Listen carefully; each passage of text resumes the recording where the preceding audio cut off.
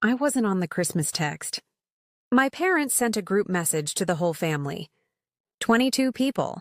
Christmas at our place, December 25th, 2 p.m. Can't wait to see everyone. My name wasn't there. I stared at my phone for 10 minutes. I checked the recipient list 3 times. Nothing. My parents didn't forget. They chose to leave me out. Why would they do that after everything I'd done for them? I tried calling. Straight to voicemail. I texted my mom. Hey, saw the group chat. Am I invited? 3 hours later, she replied. It's complicated this year. Complicated? 22 people is complicated, but your own child is simple math? So I sent my own invitation. To everyone. To my $5 million ranch in Montana. I hit send at 9 p.m. on December 23rd. Within 6 hours, 29 people said yes. And when my parents found out? The calls started. Angry, desperate, threatening. They wouldn't stop. Where are you watching from and what time is it there? Drop a comment.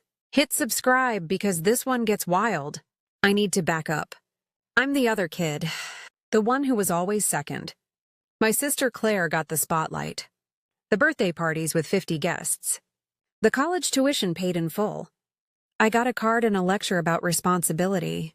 When Claire graduated high school, my parents threw her a party at a country club. When I graduated with my MBA, they missed it. They were at Claire's amateur art show 2 states away. I told myself it didn't matter. I worked through college. I paid my own loans. I built a tech consultancy from the ground up. I created a software platform for supply chain analytics. I sold equity at 32. At 34, I bought a 300-acre ranch in Montana. $5 million. Cash. I did it without a dime from them. But I still called every Sunday. I still sent flowers on their birthdays. I kept hoping that one day they'd see me. They never did.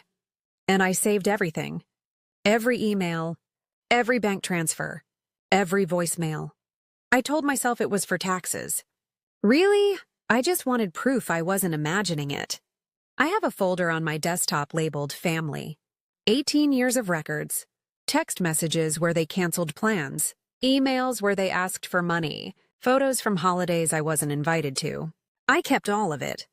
Because part of me knew this day would come. The day I'd need to prove I wasn't the problem. Then that group text arrived. And I realized I'd been playing a game I was never meant to win. I called my mother the next morning. She picked up on the 4th ring. Why wasn't I invited to Christmas? Silence. Mom? It's complicated. You said that already. 22 people is complicated? Help me understand. She sighed. Like I was bothering her. We just thought it would be smaller this year. More intimate. 22 people is intimate? Don't do this. Do what? Ask why my own parents don't want me at Christmas. Her voice went cold. Claire needs this to be special. It's her year. You've always been fine on your own. I felt that sentence like a slap. Her year for what? We're making an announcement. It's important. For the family. I'm family. You know what I mean. I hung up, my hands were shaking. I sat in my truck in the ranch driveway for 20 minutes. Then I texted my cousin Amy. She was on the invite list. Hey, do you know what the big announcement is at Christmas? She replied in 3 minutes. Your parents are giving Claire the family business. They said you didn't want to be involved. I thought you knew. I didn't know. They were going to hand Claire a $1 million property portfolio. In front of the whole family, and they didn't want me there to ask questions. I had 48 hours until Christmas, so I made a call of my own. For about an hour, I thought about giving up. I could let it go. Spend Christmas alone. Show up in January with a smile. Pretend it didn't hurt. I'd done it 100 times before. I walked into my ranch house. Stone fireplace. Vaulted ceilings. Floor-to-ceiling windows looking out over snow-covered pines. I built all of this to prove I was worth something. And I still wasn't worth a seat at their table. I sat on the couch and stared at the fire. Maybe they were right. Maybe I was too sensitive, too needy, too much. Maybe I was the problem. That thought sat in my chest like a stone. For 1 hour, I believed them. Then I walked to my office, I opened my laptop. I clicked on that folder. Family. 1,247 files. I started scrolling. Bank transfers, emails, loan agreements, screenshots. And I remembered something. I wasn't the problem. I had proof. I wasn't imagining the favoritism. I wasn't imagining the exclusion. I wasn't imagining the money I'd given them, or the lies they told everyone else. It was all right here, documented, time-stamped, undeniable. I wasn't going to beg anymore. I was going to build something better. And I was going to let the truth do the talking. I opened my bank records first. 6 years of transfers, all to my parents. $140,000. I'll say that again. $140,000. Every transfer labeled loan in my records. Down payments, car repairs, medical bills, property taxes. None of it ever repaid. In 2021, I wired them $38,000 for their condo kitchen remodel. My mom told Aunt Linda they'd saved for years. She never mentioned me. Then I opened Claire's records. My mom had asked me to help her set up QuickBooks once. I still had access.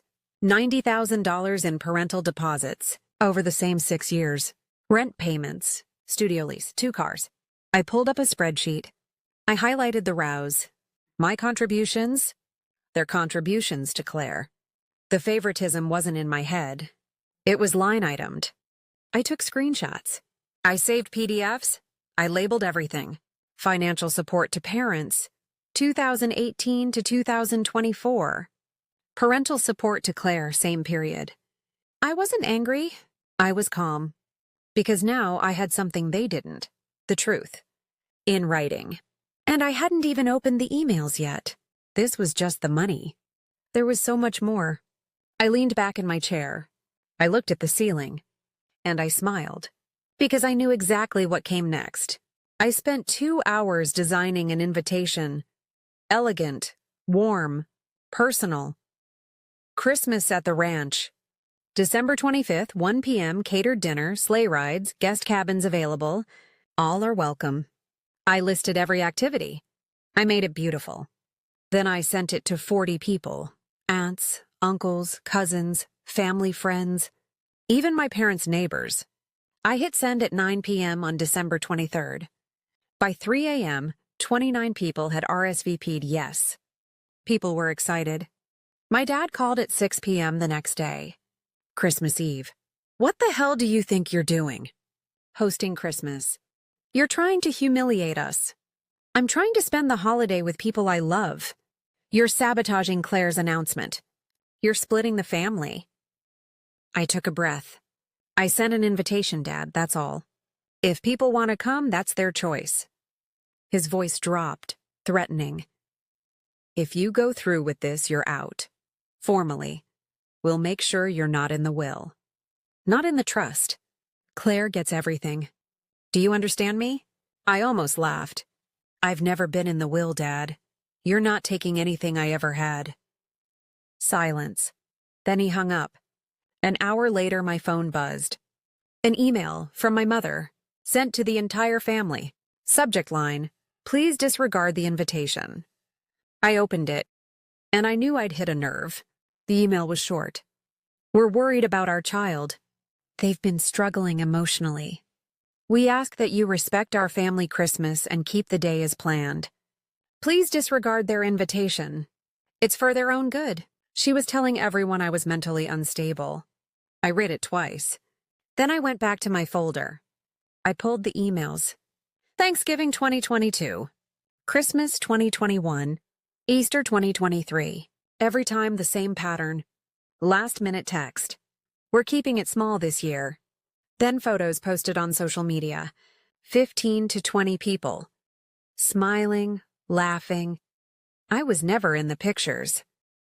But that wasn't the worst part. I found something else. A PDF in a shared Dropbox folder. My mom used it for grocery lists. It was synced to my account by accident. The file name, Estate Update, March 2022. I opened it. Trust Amendment. My name crossed out. Claire named sole trustee and beneficiary. The date, March 15th, 2022. 2 weeks after I'd sent them $38,000 for the kitchen. They took my money. They erased me from the family estate. And then they gaslit me when I noticed. I saved everything. I labeled it. I backed it up. And I wasn't angry anymore. I was done. I knew exactly what came next. I needed to understand why. So I kept digging. I found a draft document in my mom's iCloud notes. The grocery app we shared had synced her notes by mistake. File name: Christmas announcement draft. I opened it. We are so proud to announce that Claire will be taking over the family business and continuing the legacy we built together. The family business. 3 small commercial properties, appraised at $1.2 million. They were giving it all to Claire, publicly, at Christmas dinner. That's why they didn't want me there. If I showed up, someone might ask, "What about your other child?" They couldn't risk the question. Easier to make me disappear. But here's the part that made my blood run cold. I pulled the property tax records for those buildings. Public information. In 2020 and 2021, my parents were $60,000 behind on property taxes. The county was going to seize the buildings. I found the transfer memo in my own records. Bridge loan, property tax arrears, $60,000. I saved their business. With my money. And now they were giving it to Claire. They used my cash to save the assets they were handing to my sister. Now I knew exactly what to do. And it didn't involve begging. I sat in my office until 2 a.m. on Christmas Eve. I made a decision. I wasn't going to fight them for the business. I wasn't going to fight them for a place in the will.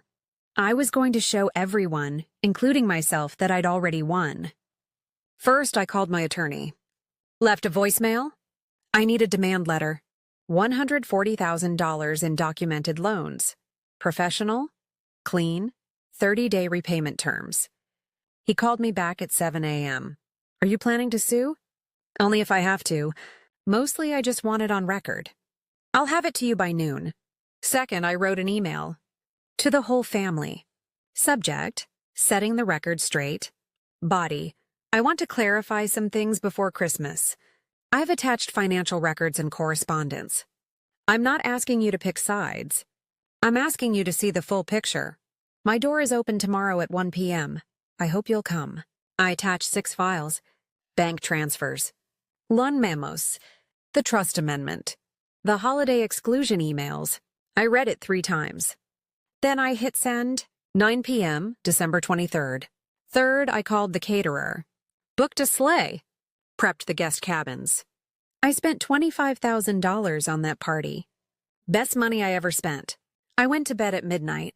Christmas Eve, my phone exploded, but I slept like a baby. Christmas Day. I woke up at 6 a.m. The caterers arrived at 9. By noon, the ranch looked like something out of a holiday movie. Lights in the trees, fire roaring, mulled wine simmering. Tables set for 40. The first guest arrived at 12:30. My cousin Jake. He hugged me, hard. I read your email. I had no idea. By 1 p.m., 34 people were there. Almost everyone who'd been invited to my parents' dinner. Plus a few extras. Kids running, laughter, music. It felt like the Christmases I'd imagined as a kid. At 3 p.m., I saw headlights coming up the drive. My parents. I hadn't invited them, but I hadn't locked the gate either. They walked in, my mom in a red coat, my dad in a scowl. The room went quiet. Mom tried to smile. We thought we'd stop by, see what all the fuss was about. My cousin Jake didn't even pause. We got the email? With the bank records. You want to explain that? Dad's face went red. That's a private family matter. Aunt Linda stood up. She had her phone in her hand. You took $140,000 from your kid and wrote them out of the trust? That's not private. That's cruel. My mom looked at me. Her eyes were pleading. I stepped forward. Calm, steady. I'm not here to shame you. I just wanted everyone to know the truth. You're welcome to stay, but not if you're going to lie. Silence. Then the front door opened again. Claire. She walked in, and her eyes were red. She'd been crying. She pulled me aside. I didn't know about the loans, I swear.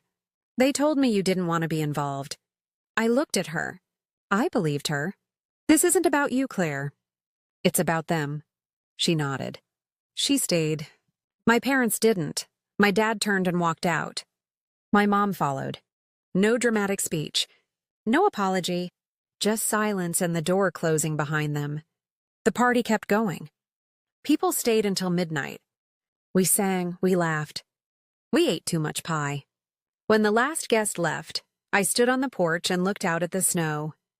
I didn't win them back, but I built something new, and it was enough. My parents never responded to the demand letter. I didn't pursue it. The point was never the money. It was the record. 3 weeks later, Claire texted me. Can we talk? I want to understand what happened. I'm sorry I didn't see it. We met for coffee in January. It was awkward. It was quiet, but it was real. We're building something, slowly. She's not responsible for what they did. And I'm learning that siblings can find each other even after years in the dark.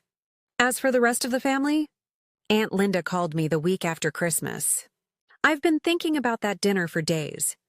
I'm ashamed I didn't see it sooner. She and 3 cousins have become regulars at the ranch. We host game nights now, summer barbecues. They know the real story. My parents held their business announcement in February. Smaller crowd, quieter. A few people asked uncomfortable questions. I wasn't there to hear it, but I heard about it. They're selling the properties now. Financial trouble again. I didn't offer to help. In March, I sent one final email to my parents. I'm open to a relationship if you're willing to acknowledge the harm and make real changes. Until then, I need distance. No reply. I'm okay with that. Boundaries aren't walls. They're doors. And I get to choose who walks through. I started a foundation this spring. Part of the ranch land is now a mentorship program for first-generation college students in tech. The kind of support I never had. It's small, but it's mine. Last month, we had our first ribbon cutting. 15 kids. Scholarship laptops. A summer boot camp. I stood in front of them and told them the truth. Your worth isn't defined by the people who can't see you. It's defined by what you build when no one's watching. One kid came up to me after. She shook my hand. Thank you for not giving up. I didn't cry until I got back to my truck. That Christmas, I didn't just host a party. I took my life back. And I've never felt richer. So here's my question for you. Have you ever had to set a boundary with family, even when it hurt? Have you ever walked away from people who couldn't see your worth? Drop your story in the comments. I read every single one. If this story hit home, subscribe. There's more where this came from. And remember, you don't need anyone's permission to build the life you deserve. You just need the courage to start. One last thing. This story is a fictionalized dramatization and is not legal or financial advice. But the lesson is real. Choose the people who choose you back. Thanks for watching.